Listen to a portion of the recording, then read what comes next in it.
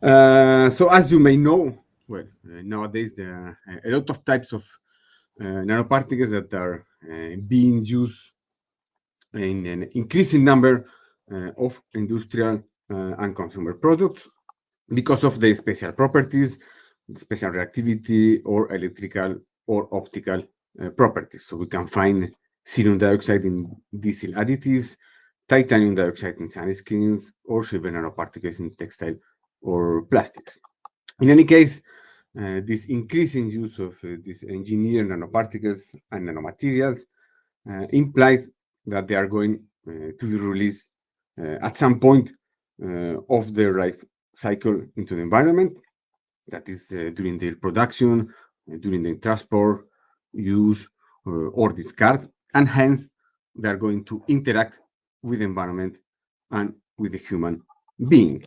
So in this context, the sustainability of the nanotechnology implies a reliable risk assessment of nanomaterials and nanoparticles in relation with human health and environment that is requiring some regulatory approaches. And the implementation of these regulations mainly relies on the analytical information related with the detection, the characterization, and the quantification of engineered nanoparticles in the different types of environmental matrices involved and at realistic concentrations. This, for the analytical community, implies a new challenge, which is the use and development of new analytical methodologies.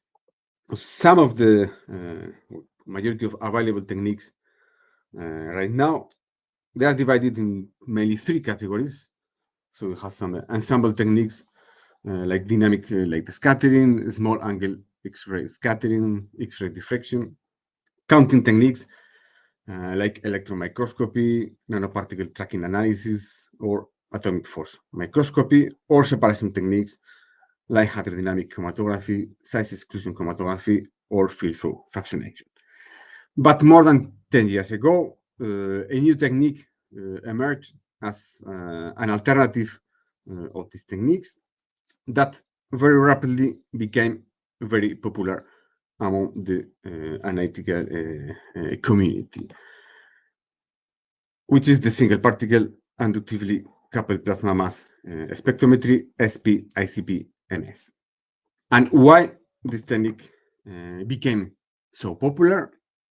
Well, the main advantage of this technique is the different type of information that can be obtained in a single analysis without the need of previous separation step. We can obtain information about the presence of the element in its dissolved and nanoparticulate form, about the size distribution or the mass distribution per nanoparticle, about the mass concentration of the dissolved element and the nanoparticles, about the number concentration of the nanoparticles in our sample. And in addition, with this technique, we can work at ultra trace metal levels down to the attogram level, thanks to its low limit of detection. So this technique employs the well-established and standardized technique of ICP-MS, but in a different way. So how does it work? SP-ICP-MS is based in the different behavior of the analyte between its dissolved and its nanoparticulate form in the plasma. And this difference lies on the different distribution of the analyte among the aerosol droplets that are created in the plasma. So here you can see this figure. When we have our analyte in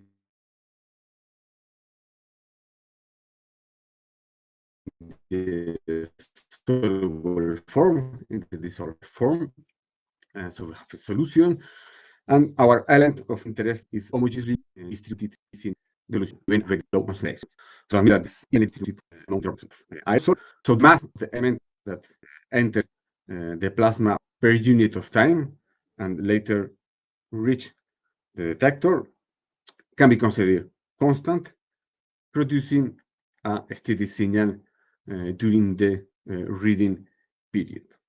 However, when we have a nanoparticle suspension, our element of interest is no longer distributed homogeneously.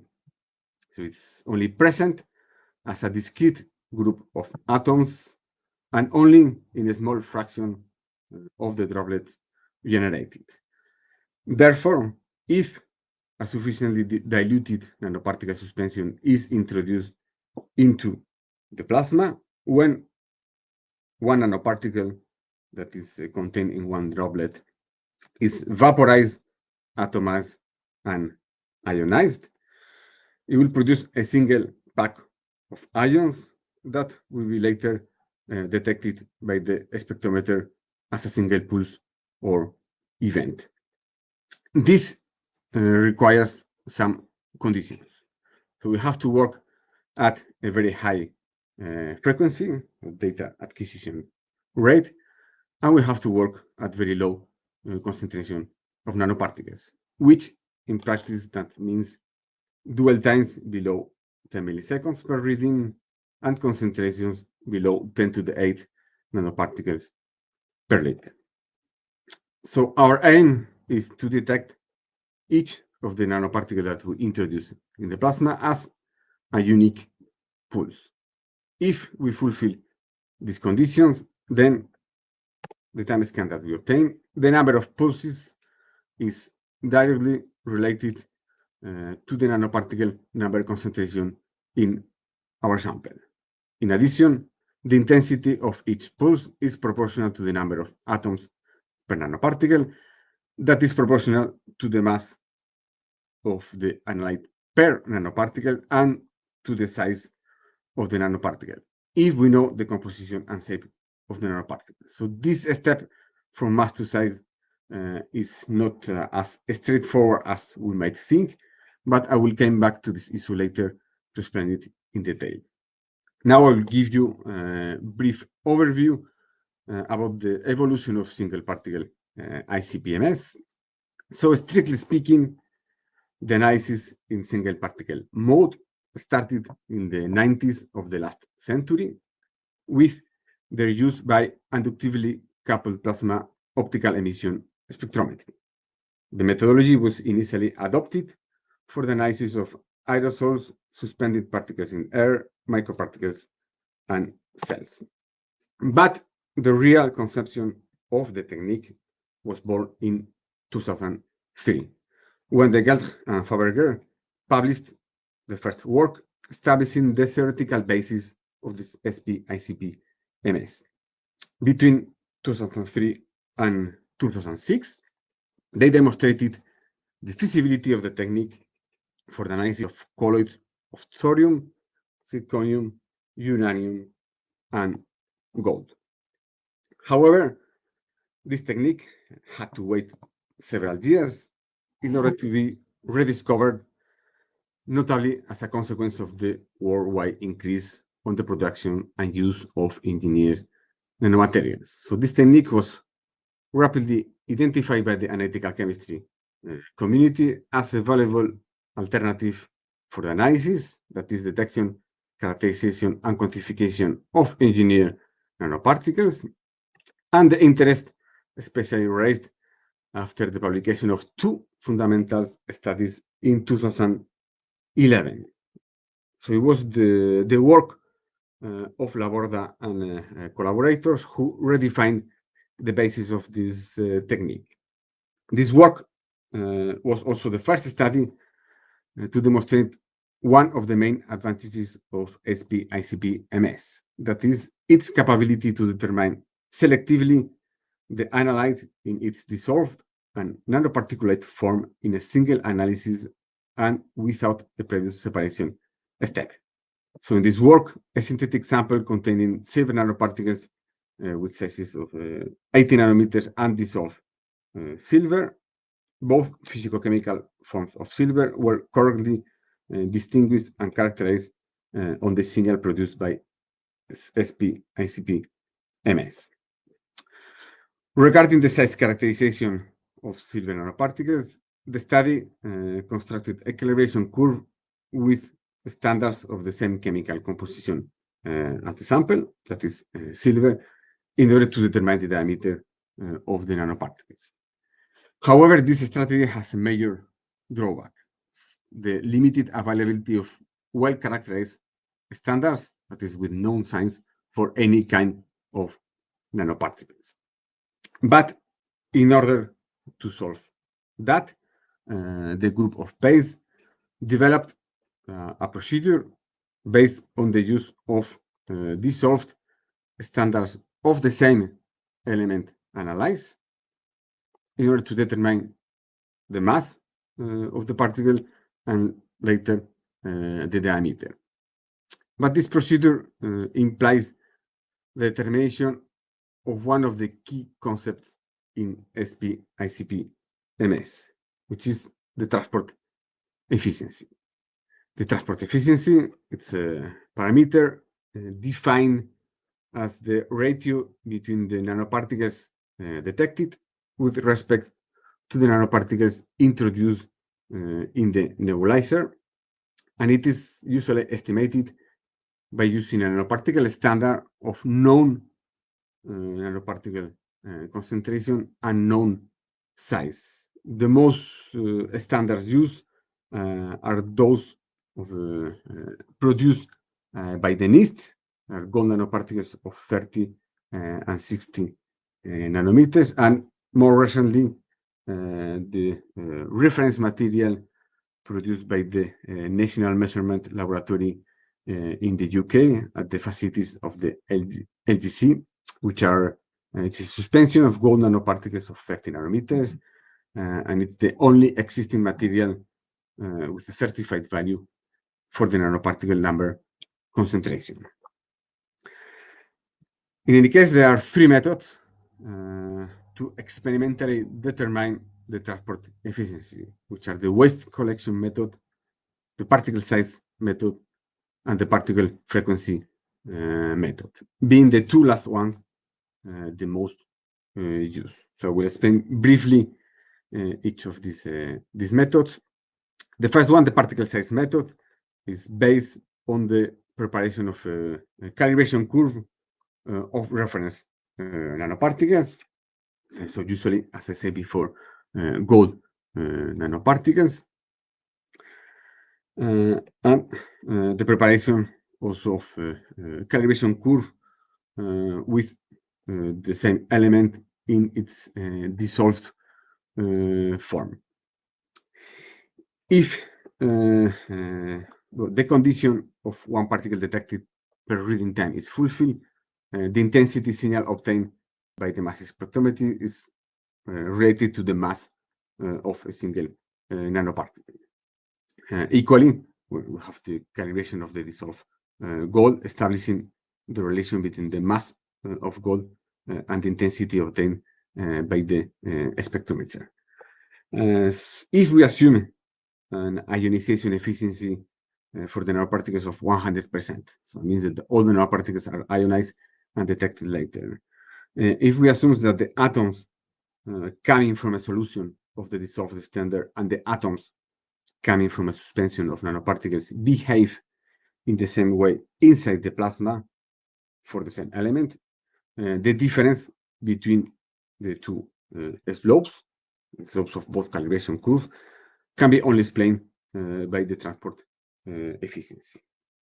Alternatively, we have the particle frequency method, which is based on the determination of the particle frequency, that is the number of particles per second detected by the spectrometer of a suspension of reference nanoparticle of known nanoparticle number concentration.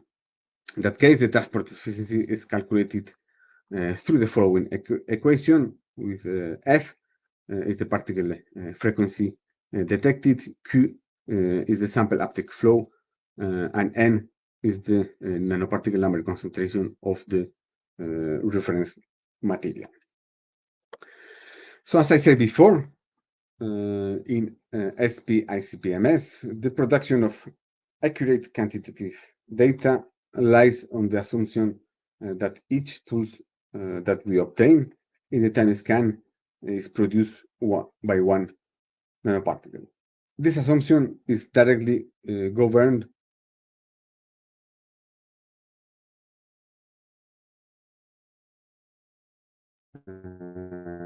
by the flux of nanoparticles in the plasma, that is, by the number of nanoparticle concentration in the sample and the data acquisition frequency. And this data acquisition frequency is directly controlled by the time quadrupole as SP-ICP-MS, and the time have significant impact on the quality of the data.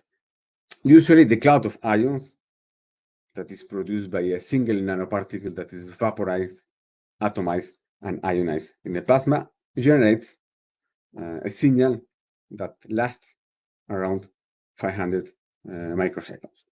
So until 2014, the first quadrupoles could only work with dual times in the millisecond range.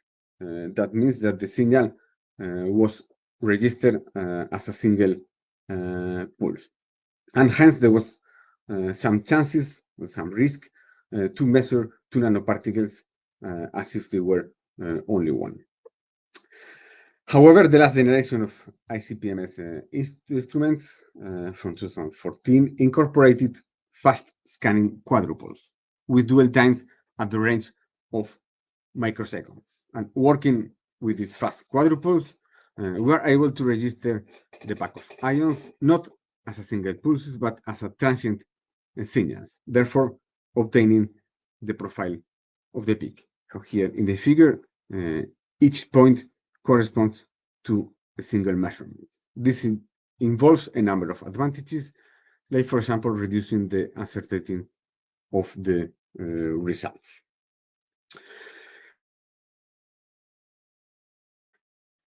So, although SP-ICP-MS has become a widely used technique for routine nanomaterial analysis, some work still needed in order to be considered as a standardized and really mature technique.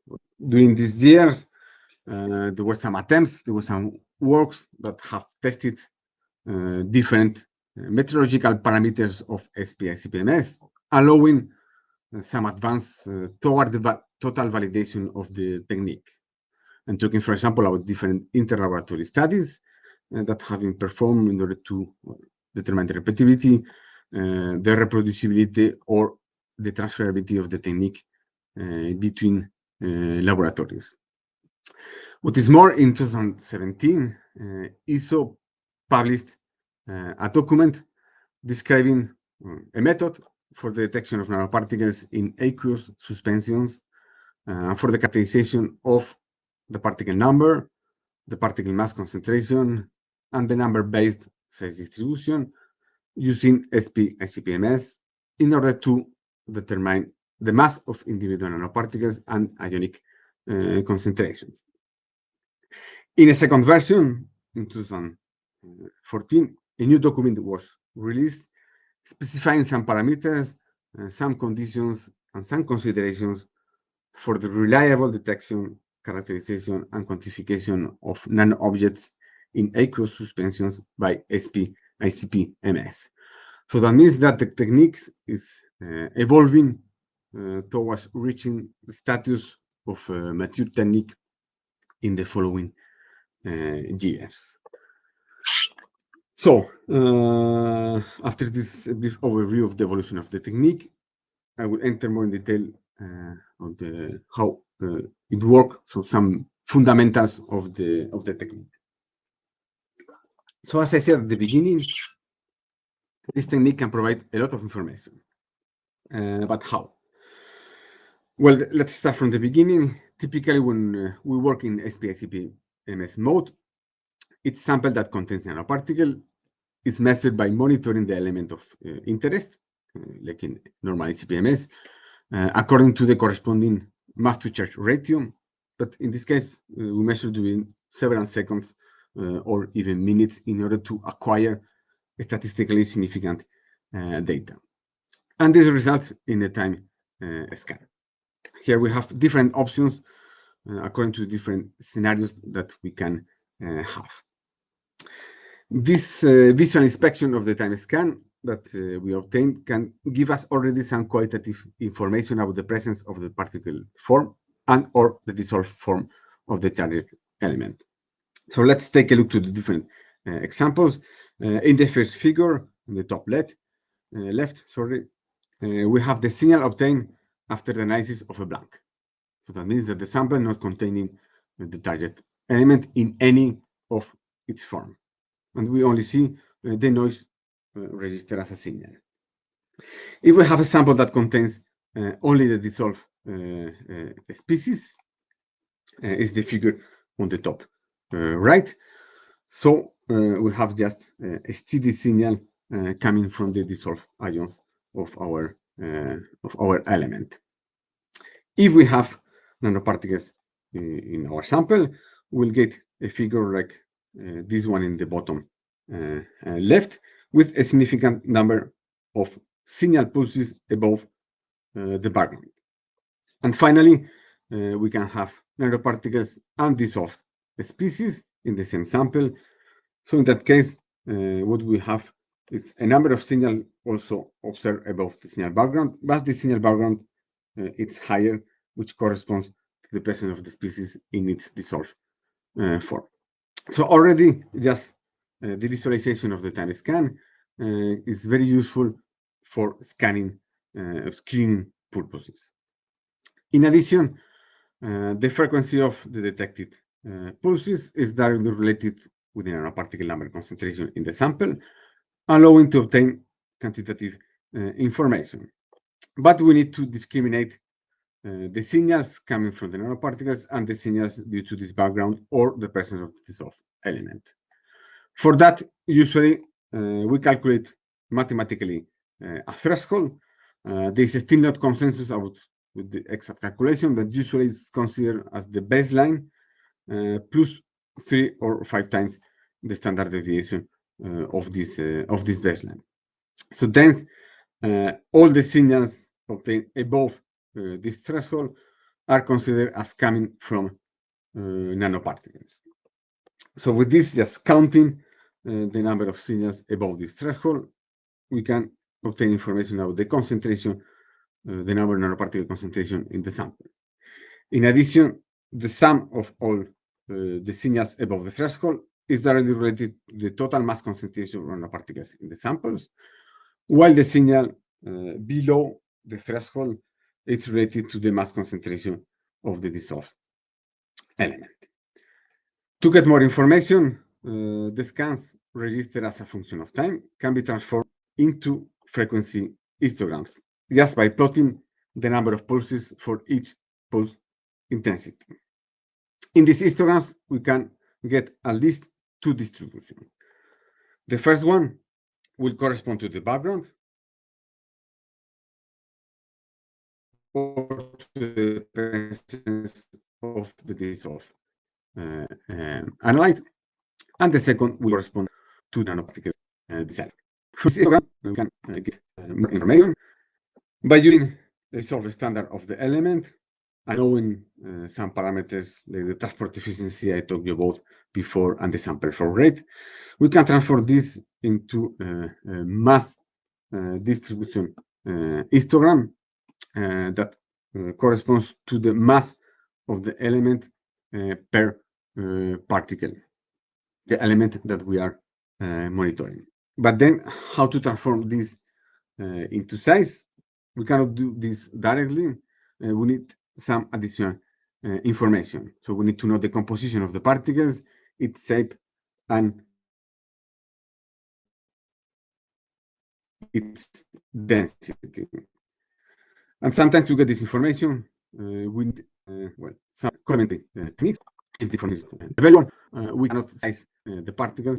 So this is one of the most important drawbacks of SP-ICP-MS, especially when we apply to the analysis of real-world samples.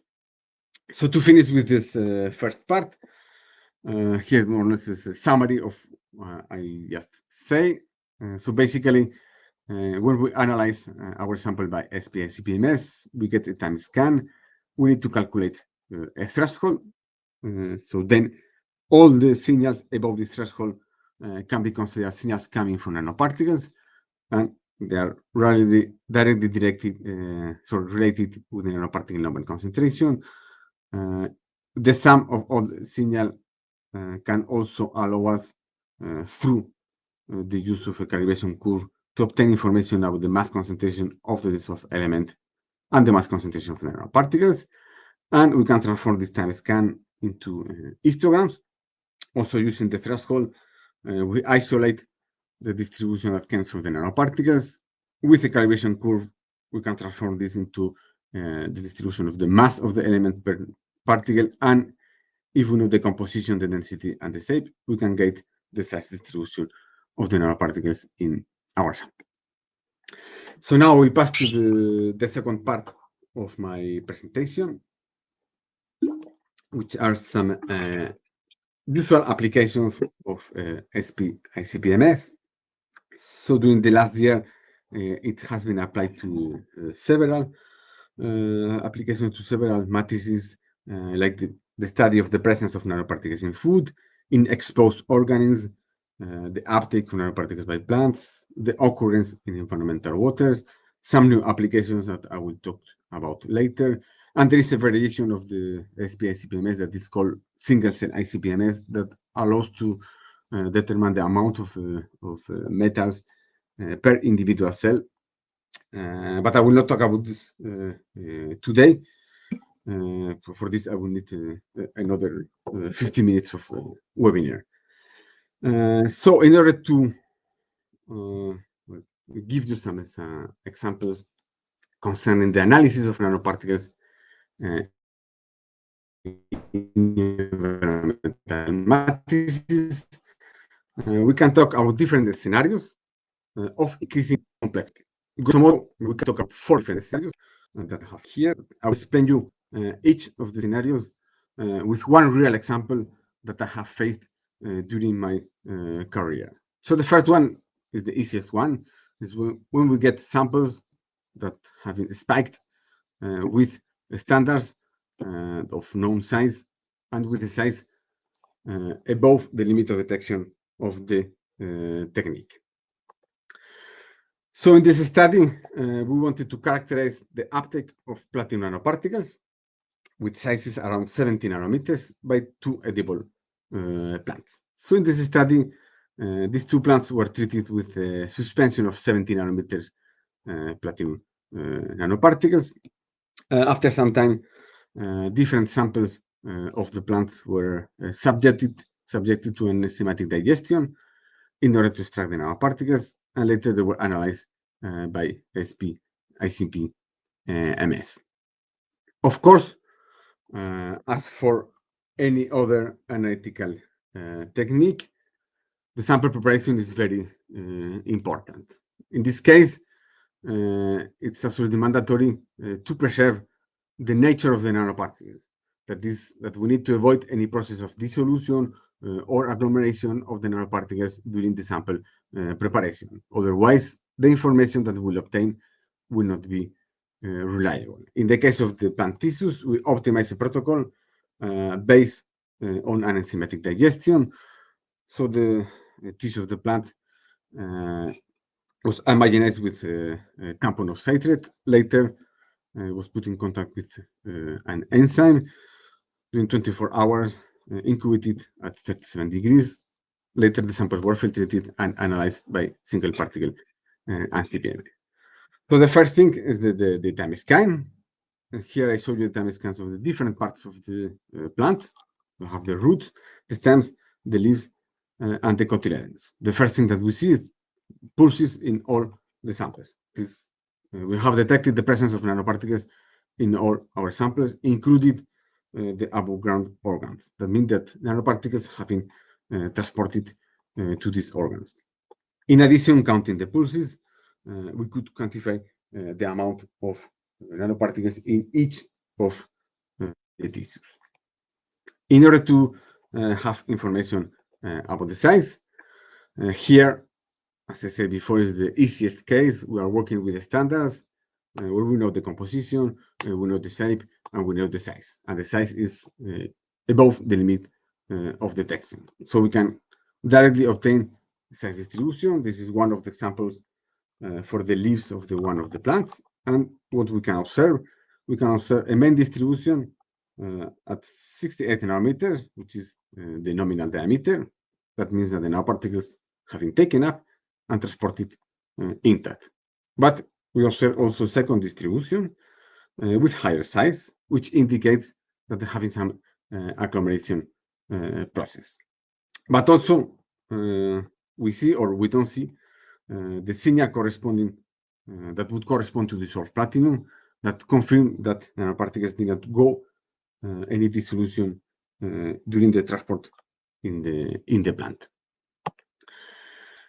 So the next scenario, okay, we have our sample spike with the standards, but in this case, the standards are below the limit of detection. So this was a study about the behavior of silver nanoparticles in lake water with different surface coatings.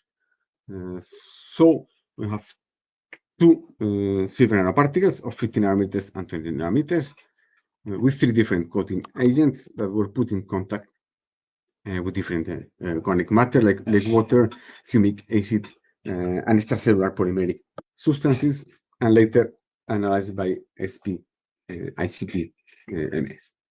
So for all these cases, when we characterize the size of the 50 nanometers silver nanoparticles in the different with the different organic matter, again we have a standard of non-composition, shape, and the size above the limit of detection, so we can obtain the size distribution without any problem.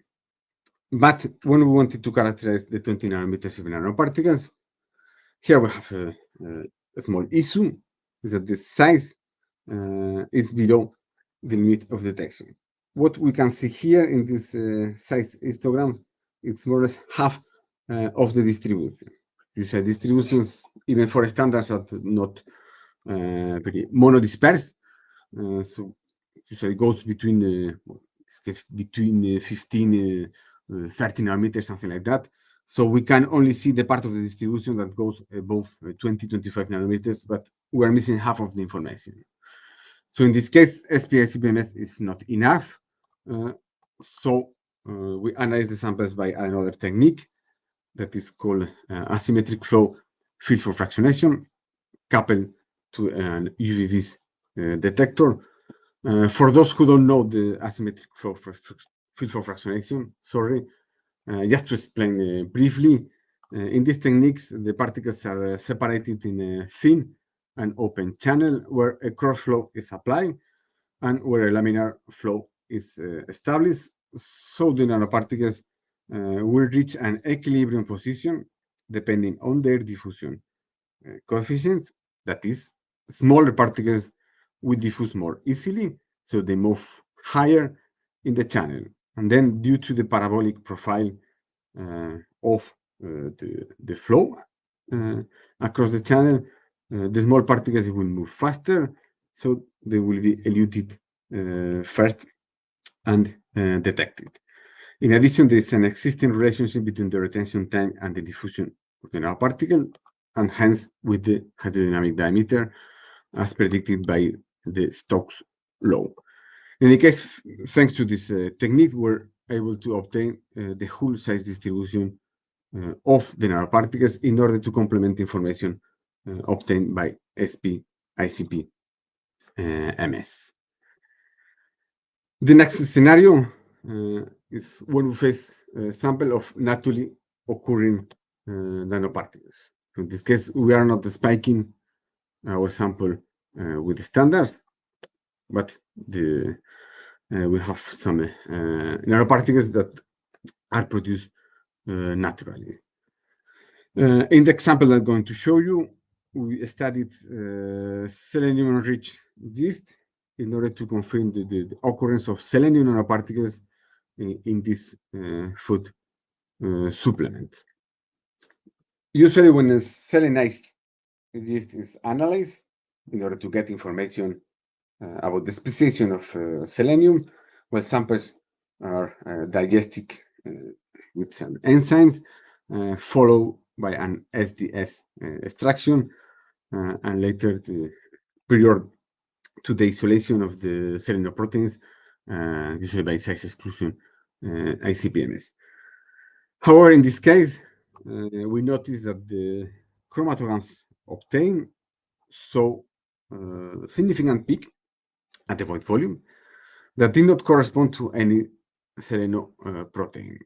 So we're wondering if this could be related to the occurrence of selenium particles in our sample.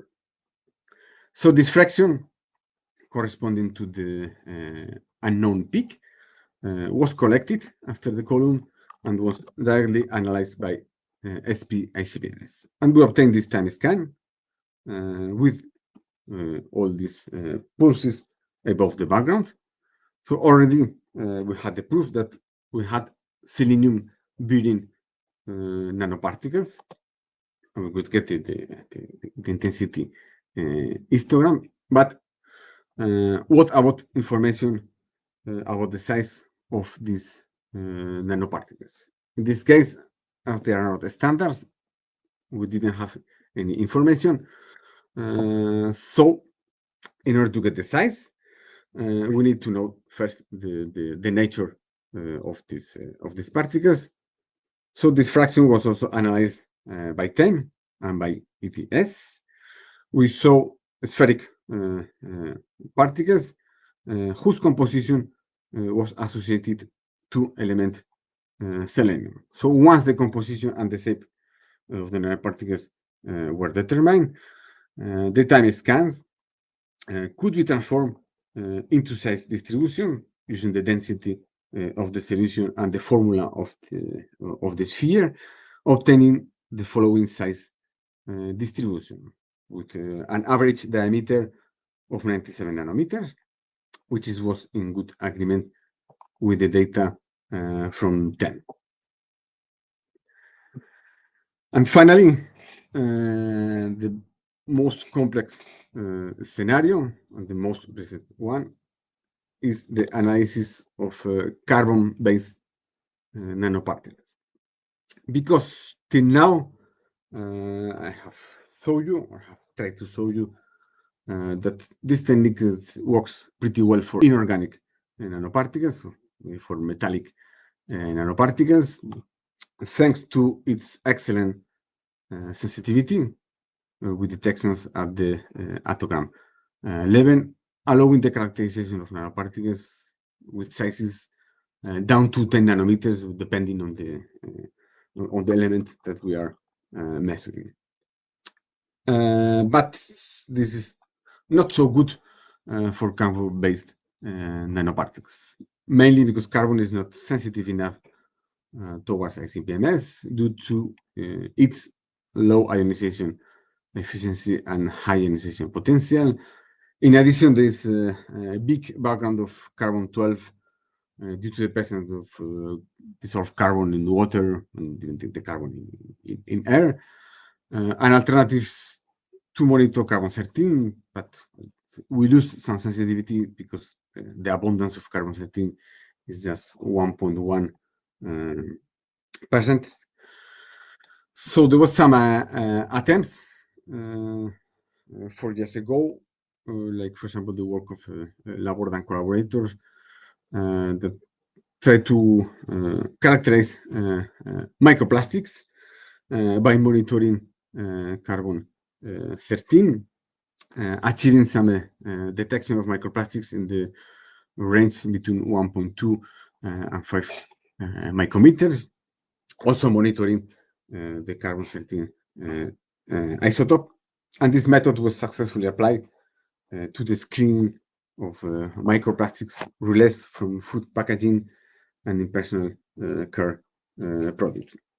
But in my research group, we were more interested on the analysis of nanoplastics, which by definition are the small particle plastics with sizes below 1 micrometer. So we could see that we couldn't directly apply this methodology because it was not able to detect particles below 1 micrometer. So we thought about an alternative strategy in order to make these invisible nanoplastics visible to the ICP-MS, which is labeling these nanoplastics with specific metal probes, and later following the signal of the metal instead of the metal of the carbon by SP-ICP-MS. So for that, we have some model nanoplastics that we could synthesize at the lab containing some carboxylic groups, and we could also synthesize some positively charged gelatin-coated gold nanoparticles that were used as absorb tags on the nanoplastic particles in order to get a good signal in ICP-MS. So this created some conjugate between the nanoplastics and the gold nanoparticles. So usually these nanoplastics had a size around 500 nanometers with the carboxylic groups at the surface. So usually the working pH, they were in the negative form at pH above 5, while the small nanoparticles with sizes around 20 nanometers, they have this gelatin coat at the surface that was composed of a set of amino acids containing amine groups. So these surfaces were positively charged at pH below 9. So therefore, at the working pH, between 6 and 8, the leveling was achieved through electrostatic interactions between the global negative charge of the carboxylated groups, the protonated from the surface of nanoplastics, and the positive charge of the gelatin-coated gold nanoparticles at this pH. So a suspension of this nanoplastic conjugated with the gold nanoparticles was analyzed first by Sen, obtaining these beautiful images. So here each small dot is a single gold nanoparticles. So we showed that we had a successful labeling of the nanoplastics with more or less homogeneous gold coverage all around the surface of the nanoplastic, and especially a significant number of gold in order to get a good signal, gold signal for the ICP-MS. So what happens if we take the same sample, we dilute it, and we analyze directly by SP-ICP-MS? So what happens that we obtain this time scan? So first, of course, we can see that we have a significant number of pulses above the background. If we make a zoom, we have all these spikes of pulses that are produced by these conjugate nanoplastic gold nanoparticles. So that means produced by the ions that are at the surface of each nanoplastic. We can also have a background because there are some free gold nanoparticles that are not attached to the nanoplastic. In order to confirm this, we prepare a blank. So that means that we analyze a suspension of gold nanoparticles at the same concentration, but without the nanoplastics. And we obtain this time scan. So we observe only the background, but no pulses. So that confirms that all these pulses obtained in this time scan came from nanoplastics that were conjugated with the gold nanoparticles, the small gold nanoparticles. In addition to this, these time scans obtained can be converted into signal frequency histograms, and this into mass frequency histograms. So as expected, this mass frequency histogram obtained for the suspension of the conjugate model nanoplastics saw two distributions.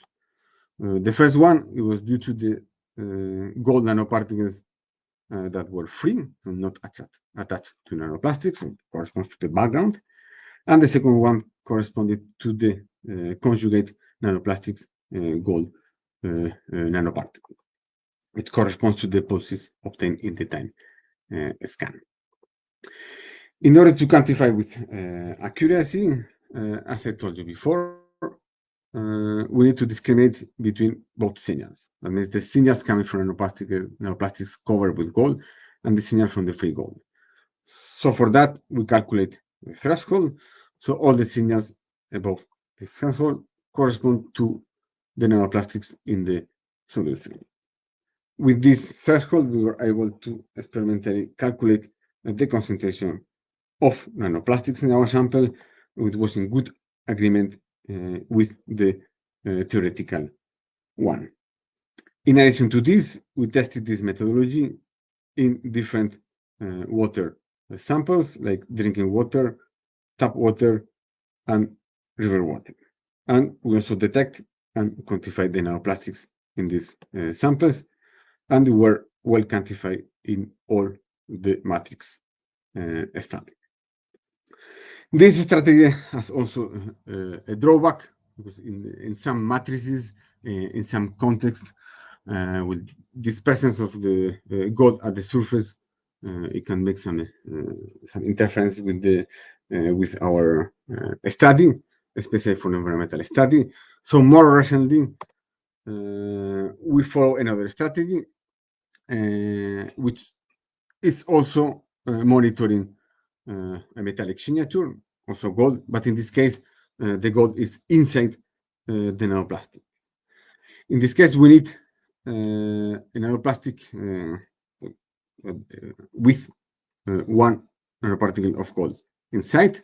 In addition, this gold nanoparticle cannot be very, very big, because otherwise we would have a nanoplastic, we have a decorated gold particle with plastic instead of a nanoplastic. Also, the density of the nanoplastic should not change in order to be reliable in our results. But also, these nanoparticles should not be very small in order to obtain a good signal in SP-ICP-MS.